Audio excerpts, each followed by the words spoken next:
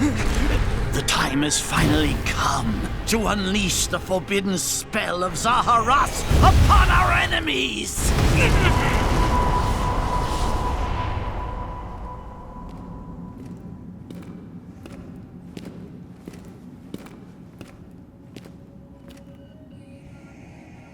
What were you thinking, charging right into an enemy's trap?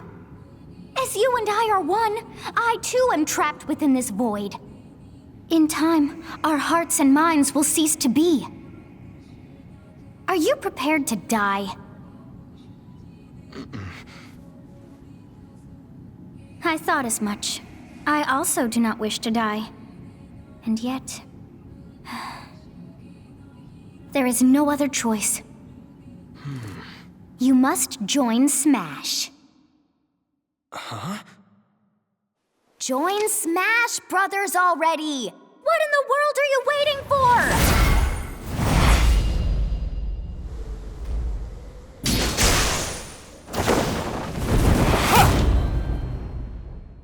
So joining Smash consumes even the darkness itself!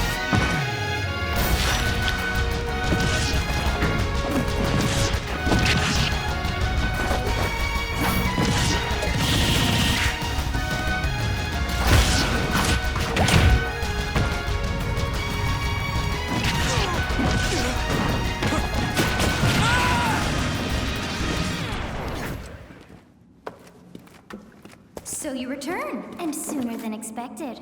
I see. Too many swordsmen, are there? And you wield the sword as well? What will you do? Huh. So that is how you plan to win the day? So be it. I reward your cleverness this time.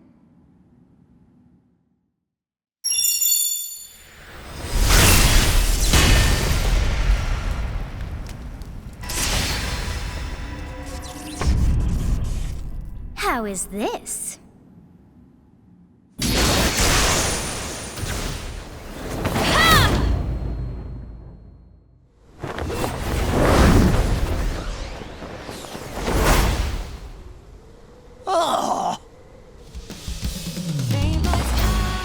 Of anyone, you should be able to handle the hero's relics.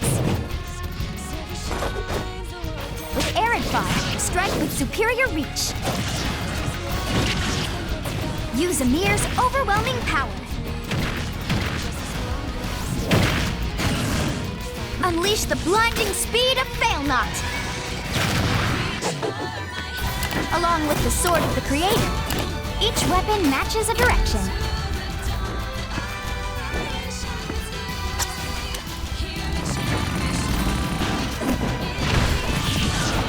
Your will and mine be now as one!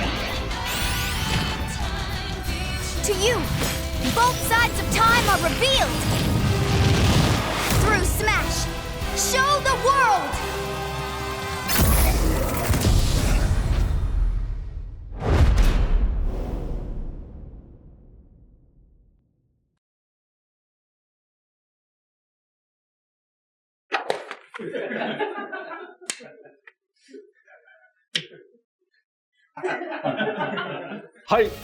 Yes, there you have it.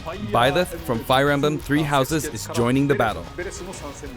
Fire Emblem Three Houses was released just last summer, so it's still very new. Even so, you'll soon be able to play as them in Super Smash Bros. Ultimate.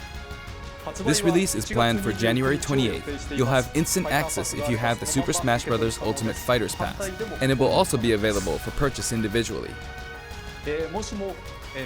In case you're not familiar with Fire Emblem or Three Houses, I'll explain a few things, so don't worry.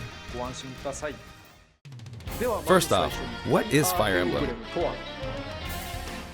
It's really hard to pronounce in Japanese. The producer said it's okay if I just say Fire Emblem. But when writing it, if you don't write Fire Emblem, the Fire Emblem police will come and get you, so please be careful. The series' first entry launched in Japan on the Famicom in 1990. You could say it was a pioneer in the genre of tactical role-playing games. You might be wondering what makes it particularly tactical. Well, it's tactical in that it simulates combat. You can think of it as moving pieces in a board game, or in other words, a game in which you advance units across a grid and battle. When we talk about tactical games of that era, there were lots of ones in which you command tanks, aircrafts, and so on. But Fire Emblem was unique because each unit was a specific character, sort of like in role-playing games. Plus, something made it stand out from other Nintendo products. Characters could permanently die. That's pretty direct language though, so perhaps we should just say they're sleeping with the fishes. But really, if a character fell in battle, you'd lose that unit. They'd be gone and you couldn't use them again. Recent entries in the series maintain this concept of permadeath to some degree in classic mode and what have you, but a lot of games now allow strategic withdrawals, so to speak. In the older games, your units would really be gone, never to be mentioned again. Scary.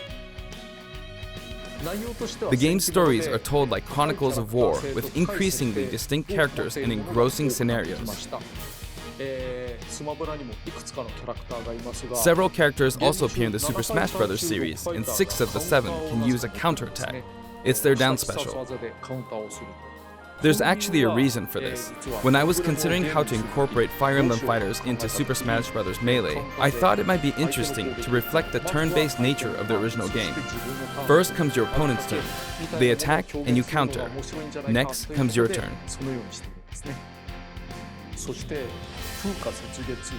And now, Fire Emblem Three Houses is the 17th game in the series. People who aren't Japanese in particular might be thinking, 17 games? There are that many? Well, if you include Fire Emblem Heroes in the remakes, but you don't include the Satellaview game, Tokyo Mirage Sessions Sharp FE, and Fire Emblem Warriors, then it comes out to 17 games. Let's try saying them in the Fire Emblem Can You Say It challenge. I'll give it a try. 暗黒竜と光の剣、外伝、紋章の謎、聖戦の系譜、トラキア776、封印の剣、烈火の剣、聖魔の功績、双縁の奇跡、暁の女神、新暗黒竜、新紋章、覚醒イフ、ヒーローズ、エコーズ、風化雪月。There you go, 17. 今、変な数え方してます。So you saw how I was counting in a weird way, right? I was counting in binary. This is 0. Fold this here and you get 1, and then you get 2, then 2 plus 1 equals 3. So this would be 4, 5, 6, 7, and 8. And then you get 16. Add 1 and you get 17. Awesome, isn't it? You can actually count up to 31 on one hand. And if you use both hands, you can count all the way up to 1023. If you've given up counting the knots in a tatami mat, you could always give it a go. What is Fire Emblem Three Houses? In Japanese, the male version of the main character is called Bereto and the female version is called Beresu, but in English they share the same name, Byleth. Byleth becomes a professor who ends up leading one of 3 academic houses. Once you've chosen a house, you guide them through their school life and, well, you end up fighting the other houses. After a certain incident, 5 years pass, and you meet up with your grown-up students to battle against the other houses in their regions. It's a very sad game in which your former allies become enemies, turn hostile, and try to kill you.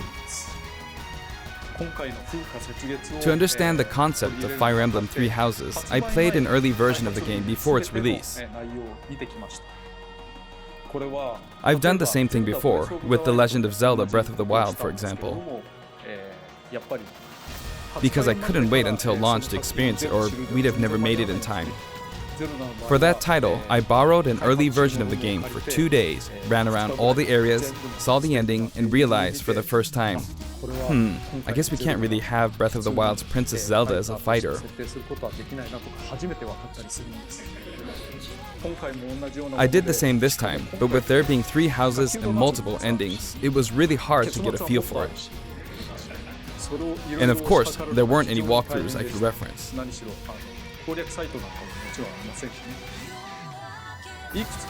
The game has multiple routes and the outcome of each is very different. Your experience will vary depending on the route you choose, and many of the characters you meet will adopt different roles in the story. I'll try to avoid spoilers when I'm talking about the fighter. I hope you'll understand.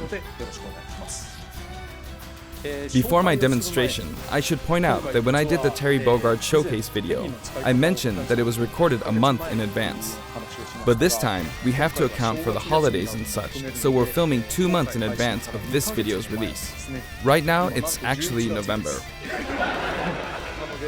Therefore, some of what I'm about to show you might differ a bit from the finished version. As always, I'm using a special in-game camera and such for demonstration purposes. Here I go.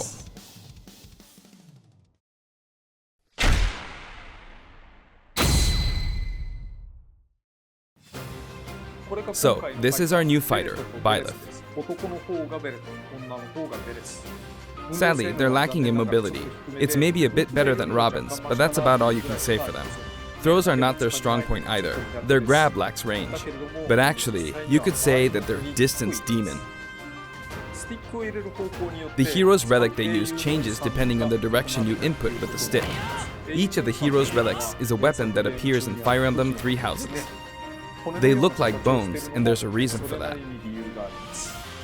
First, let's talk about the weapon Byleth uses for upward inputs, the Sword of the Creator. The Sword of the Creator here is Byleth's default weapon. They use it for flurry attacks and tilt attacks, such as down tilt attacks, where it takes the form of a whip. They also use the sword for dash attacks and other moves.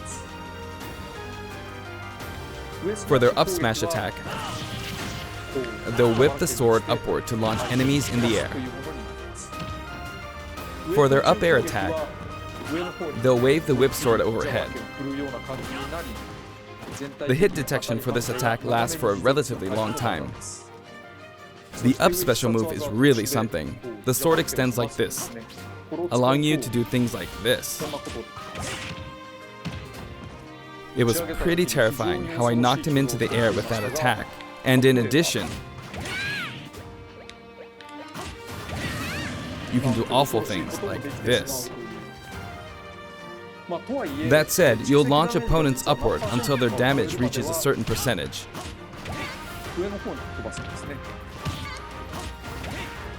Exceed that percentage and you'll need to be careful. You may find it helpful to mid-air dodge. I've already shown this, but you can also use it to latch onto edges. So that's the up special. Now for the sideways inputs. This is Erdvar, the same name as the weapon from Celtic mythology. First, we'll go through the forward and back air attacks.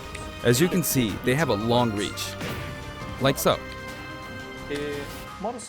Marth's air attack keeps opponents in check too, right? If Byleth does the same thing, you'd win out, so you should be able to beat it. Next, the side smash attack. This also has a long range. It'll connect even from here.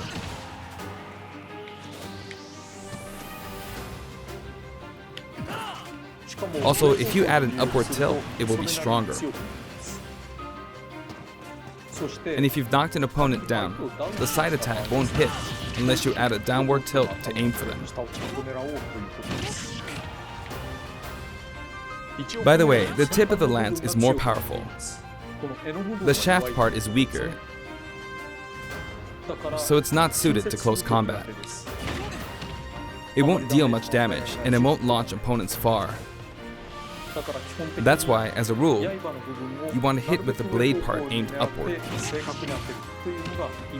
Or downward in this case. Next, the side special move. Byleth will simply swing the lance like this, but again, it has excellent reach. For example, even when your opponent is at this distance, it'll still hit.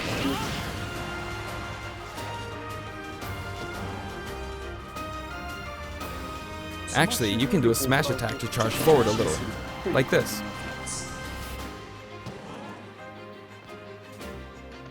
But as you'd expect, it can be easily shielded, so be careful. Use it in midair and you'll carve up a large area. Returning to the side air attacks from earlier, they have great horizontal reach, but they lack verticality. So this complements it well, although you'll be vulnerable when you land. Now, for the downward inputs. For these, Byleth will use an axe called Emir. It's named after a weapon that appears in Ugaritic myth. First, the down air attack. It really is strong. You can try for a meteor effect with this attack. Next is the down smash attack. A heavy swing of the axe back and forth. As you can see, it has a great deal of launch power. And for the down special, Byleth channels all their energy into a devastating strike. It's a bold move, similar to the Falcon Punch, but here's what makes it different. When readying the move, there's a super armor effect, which allows you to withstand an attack. Just so you know, if you execute a Falcon Punch at about the same time, it plays out like this. It's a bit slower than the Falcon Punch, but due to the super armor effect, you have the advantage. Unless you get grabbed. Another notable aspect is that it lets you pass through platforms. While you're charging up, you can breeze past platforms like this to reach a lower area. It won't let you jump, but you could use it as a surprise attack. Also, you can turn around during the move. The swing takes a while, so if an opponent runs behind you during the move, you can quickly change direction. Even though it can be hard to land a hit with this move, it can be really effective when used against a group of opponents. Plus, even if you fail to land a direct hit, any opponents on the ground nearby will still be launched a little. It's as if the quaking of the ground launches them. By the way, earlier I talked a little bit about the other Fire Emblem characters' moves. I don't recommend using this down special against fighters from the Fire Emblem series, because you'll just get loads of counters. It hits with that much power in a single attack. Counters can actually multiply the power of blocked attacks, and using easily anticipated attacks like this could just get you hit by counter after counter. Next, we have the neutral moves. The bow you use is called Failnaught, which shares its name with the bow from the Knights of the Round Table. It only appears in a few neutral moves. You've got the neutral air attack. This attack is similar to a move of Pit's and other fighters like him. It lets you spin the weapon around. It's also easy to create certain combos with it. And with the neutral special, you'll let loose an arrow. It seems pretty straightforward, right? But there are a few noteworthy aspects to this bow. First, the biggest difference between this bow and Link's is that once you enter the command, you can keep charging until it's ready. You can't release it partway through the charge, so when it does fire, the arrow travels at high speed. It's also very powerful. That said, you can still cancel out of the stance using the shield button. You can also change direction while in the stance. It works up until this point, but if you keep holding the button, you'll unleash a powerful arrow that looks like a beam of light. You can perform this move by keeping the button held down. You charge up power like so, charge a bit more, and then fire. But again, you'll need to take care when using this move. For one, when you've powered up the move to its max, there's no way to cancel out of it, not even with the shield button. In other words, you're committed to firing it. So you see, a situation like this is pretty terrible. Once you've entered the stance, you won't be able to do anything. which means it's quite the risky attack to use against fighters who have a move with a reflector effect. But you could always just aim into the fray, as it is, after all, a long-range move, letting you deal a sudden blow to opponents. So you need to think carefully when using this projectile weapon. Byleth's final smash is called Progenitor God Ruptured Heaven. In the original game, there's a move called Ruptured Heaven. This is an enhanced version.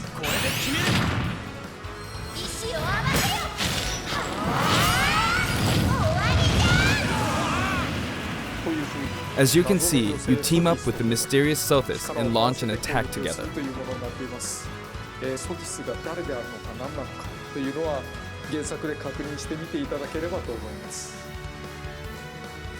Now, let's talk about the color variations. It's set up so that the default and odd-numbered color variations are male, while the even-numbered ones are female. However, the third, fourth, and fifth colors are, as you can see, reminiscent of the house leaders. Those of you who played the original game will of course understand what I'm referring to. The sixth color is based on Sothis, who you just saw earlier. And the seventh and eighth variations have a different hair color, which is based on something that occurs in the course of the original game's story. Didn't we see this variation in the final smash?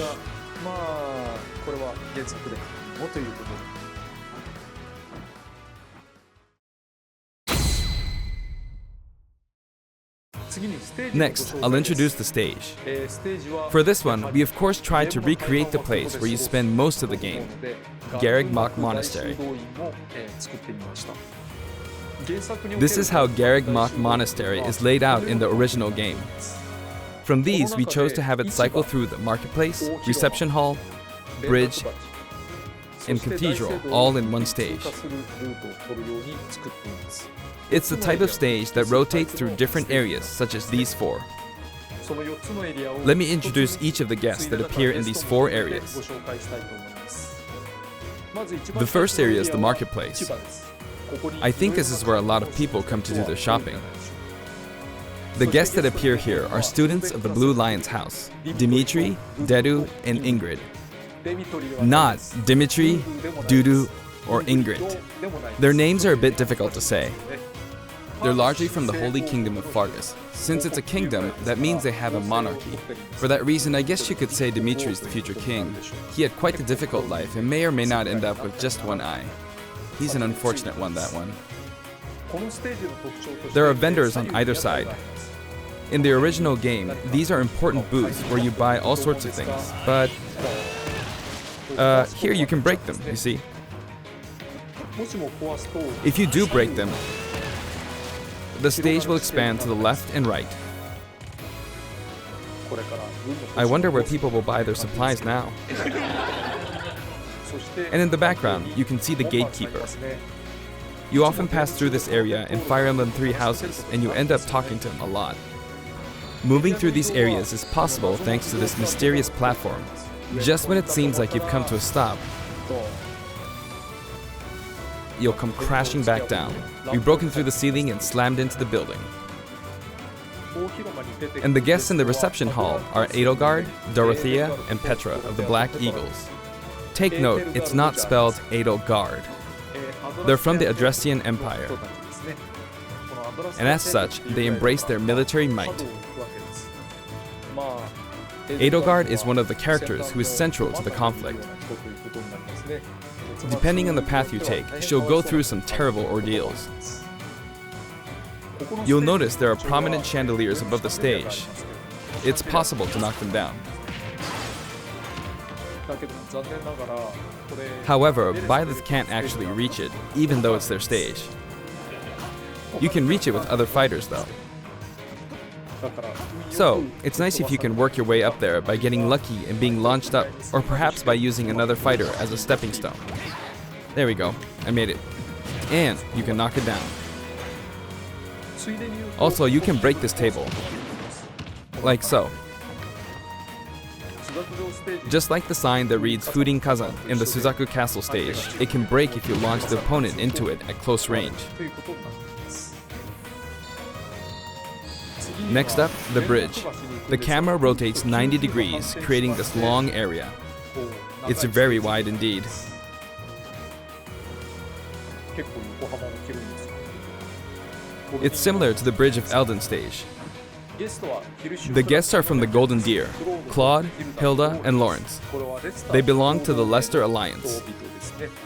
諸行同盟ということはまあつまり連邦とか連合とかそういうような感じで Because it's an alliance of many noble families, you could say that they have a wide assortment of members. And Claude is the sharpest of the bunch. Incidentally, both Claude and Hilda are the names of characters that appear in Genealogy of the Holy War, the 4th title in the Fire Emblem series. I guess once you've reached the 17th game and are creating 40 characters for each new entry, you're bound to get a bit of name overlap. The naming process must be tough. Hey, it looks like the Pegasus Knight is busy training. As for the bridge's design, it's just a long pathway, plain and simple. You can expect plenty of blows to be exchanged at the edges of the screen. You could also say it's a place where the Fail Knot really shines, and in this sense, I think it suits the Golden Deer perfectly.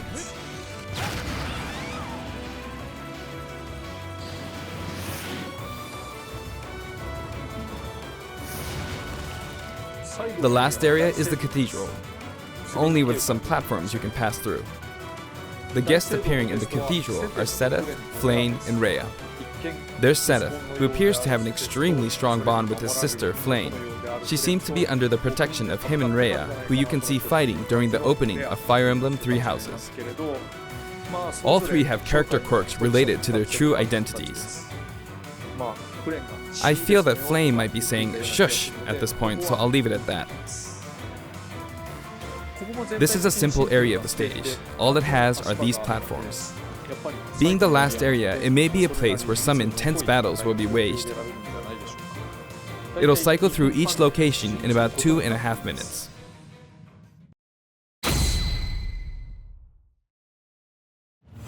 Okay, today we'll have a tag team battle in Squad Strike with the DLC team pitted against Fire Emblem protagonists from throughout the ages.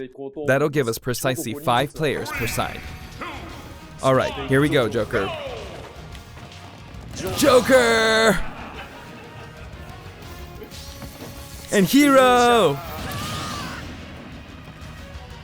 Gee, we really made a lot, huh? Banjo! By now, I think you know what I'm doing. But basically, I'm trying to defeat all 5 opponents with just the Professor here. But as expected, it's going to be a pretty tough battle, so I'm using anything I can get my hands on. It's not going to land that easily. Uh-oh, this is bad. Bennigan. I better keep my distance. I'll use this chance to attack. Got him. That's scary. He's invincible for a moment here.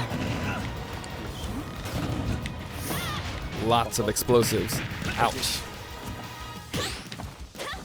He perfect shielded that, huh? Good one. If I do this, or like so. No anti-air, huh? There, the soccer ball connected.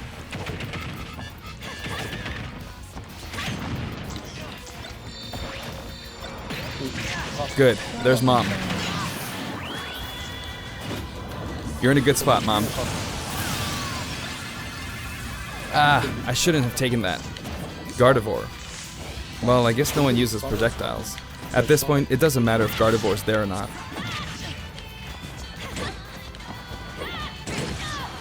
I feel like the enemy might get this Smash Ball. See? They got it. But they mustn't give up. I can't waste this chance. There's another Smash Ball. Yes, got it. Now! What are you charging up for?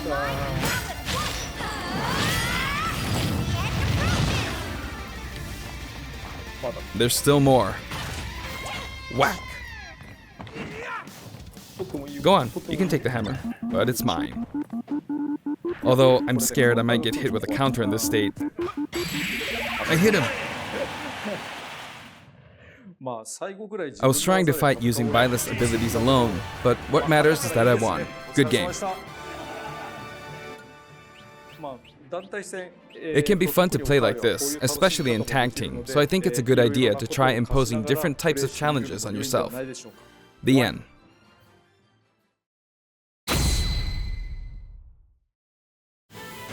Now, about the additional music. Since it's from the Fire Emblem series, we'll be adding each of the new tracks to all the Fire Emblem stages. There are already a lot of Fire Emblem tracks in the game. Our selection this time has been made taking those existing tracks into consideration. 11 songs are being added. This includes an arrangement of the main theme in both Japanese and English. I hope you'll enjoy these as well. We're also adding in a new spirit board. It includes the house leaders among some of the other popular characters. Sothis is Legend class. Also, there's a new classic mode route, a Heroic Legacy, which is designed to let you enjoy classic Fire Emblem stages from throughout the series' history. The final battle is against Master Hand and Crazy Hand, but you'll find that something pretty amusing happens, so look forward to that. Now for the Mii Fighter costumes. Please take a look.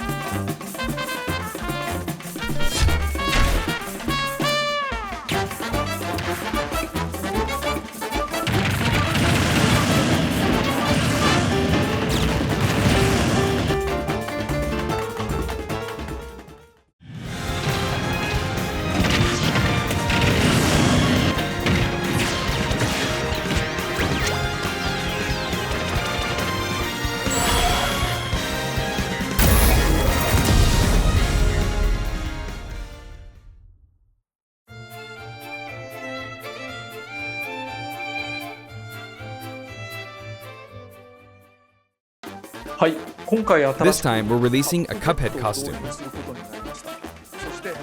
And for those of you who purchased the Cuphead costume, an additional song will be added. It's called Floral Fury, and it's the theme that plays when fighting Cagney Carnation. I hope you enjoy these as well. After purchasing a costume, I recommend using the sharing feature. If someone has created a Mii Fighter, you can play using the costume it's wearing immediately after you download it. And now, onto the amiibo. The color palette for Dark Samus looks pretty good, doesn't it? Dark Samus and Richter are planned for release on Friday, January 17th.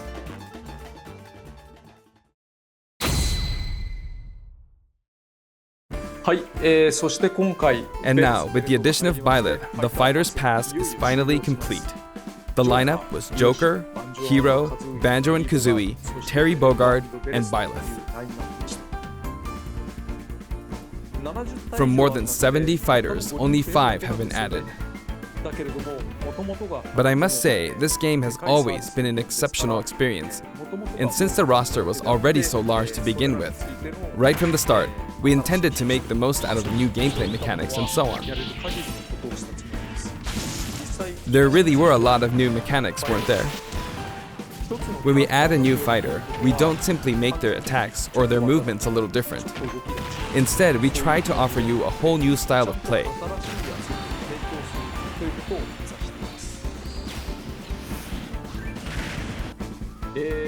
As I stated, we'll continue to release more DLC fighters down the line. I had thought that 1 or 2 might suffice, but, well, have a look.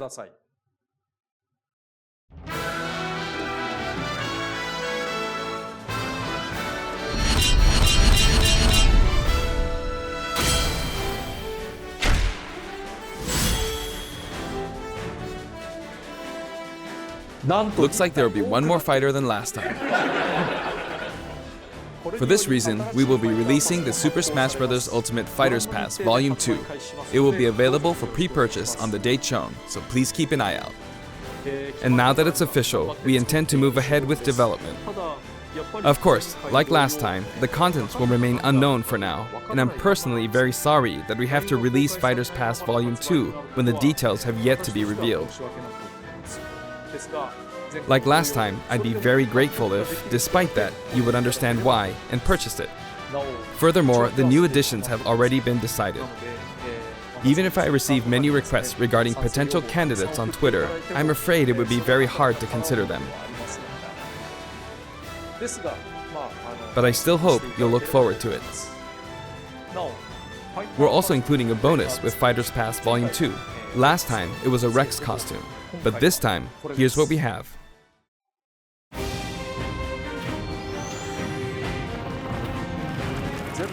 It's a Mii Fighter costume for Mii Sword Fighter, the ancient soldier gear from The Legend of Zelda Breath of the Wild. This will not be for sale individually, so it can only be acquired as part of Fighters Pass Volume 2.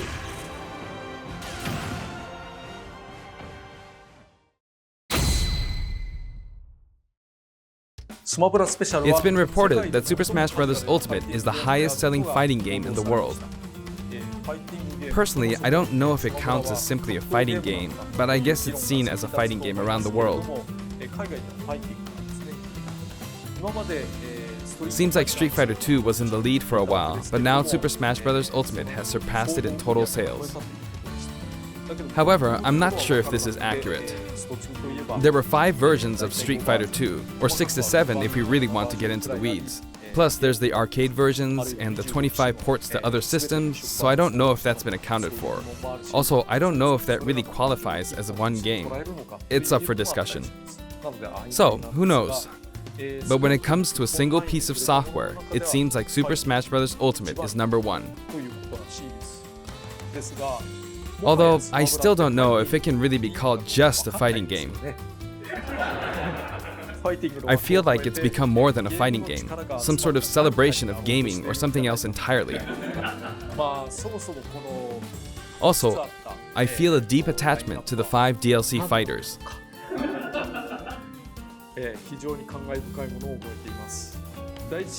The first Fighters Pass just wrapped up, but it was decided that there will be more DLC, which means no breaks for me. I plan to keep working hard, so I hope you can continue to support us. That's it. Thank you.